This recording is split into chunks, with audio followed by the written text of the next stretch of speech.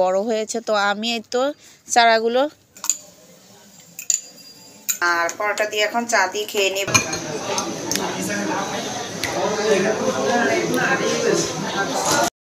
এই তো দেখো আমার লাউ গাছগুলো বেশ মাশাআল্লাহ ঠিক এখানে বসিয়ে দিয়েছিলাম। তারপরে এর মধ্যে এরকম একটা ইয়ার মতো খোপ বানিয়েছি, তো এটার মধ্যে আমি দিয়ে দেব তোমার গাছটা বুনে দেব। আর আমি মাটিগুলো কিন্তু সংরক্ষণ করে রেখে দিয়েছিলাম, এটার মধ্যে দিয়ে দিয়েছি, এটা এই যে এটার মধ্যে দিয়ে দিয়েছি, এটার মধ্যে দিয়ে দিয়েছি। তা আমি এখন সবগুলো চারা কিন্তু এই চারাগুলো এখানে লাগিয়ে দিব বিকেলের মধ্যেই, কারণ বিকালে গাছ বোনার সময় কিন্তু একটা একটা করে লাগিয়ে দিব। এসে দেখো আমার এই তো টমেটো গাছে টমেটো আসছে মাশাআল্লাহ, দেখো কত সুন্দর ছোট ছোট টমেটো এখনো কাঁচা।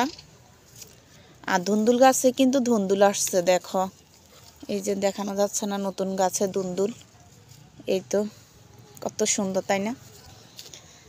তো বন্ধুরা সকালে ছাদ থেকে একটু ঘুরে আসলাম, গাছগুলো দেখে আসলাম, এসে মন চাইলে একটু স্যুপ বানিয়ে খাই।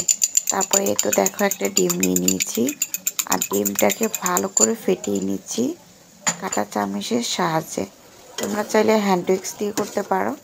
তো এই তো স্যুপটা কিন্তু এটা কিন্তু স্যুপের প্যাকেট ছিল, তো আমি ঠান্ডা পানির মধ্যে দিয়ে স্যুপটা খুলে তারপরে ফুটান্ত এখন ফুটিয়ে নিচ্ছি ভালোভাবে। এটা কিন্তু ভুট্টা স্যুপ, সাথে কিন্তু চিকেনও আছে। তো আমি ডিমটা দিয়ে দিয়েছি, এখন ভালো করে এটাকে নেড়ে চেড়ে নেব। তো একটু ভালো করে সিদ্ধ হয়ে আসলে ভুট্টাগুলো একদম কিন্তু নরম হয়ে যায়। আর চিকেনের যেই স্টকগুলি আছে ওগুলো কিন্তু নরম হয়ে যায়। এই তো দেখো অল্প সময়ে কিন্তু আমার গরম গরম স্যুপটা তৈরি। তো আসলে এখন এই তো চাটা তৈরি করে নিচ্ছি, ও মা ছেলে পরোটা ভেজে নিচ্ছি, তো পরোটা দিয়ে চা দিয়ে খাবো। তো আমার ছেলে আসলে পরোটা দিয়ে চা দিয়ে খাবে, ও কিন্তু এই স্যুপটা পছন্দ করে না, তো স্যুপটা আমি খাওয়াবো। তার কারণে আমার খেতে ইচ্ছে করলো, তাই আমি বানিয়ে দিলাম। দেখো স্যুপটা কিন্তু বেশ মজা হয়েছে, আর সকালবেলা খেলেও খুব ভালো লাগে, বিকেলেও কিন্তু এটা ভালো লাগে, খারাপ লাগে না। দেখো কতটা লোভনীয়, তো স্যুপটা আমার কাছে বেশি ভালো লাগে।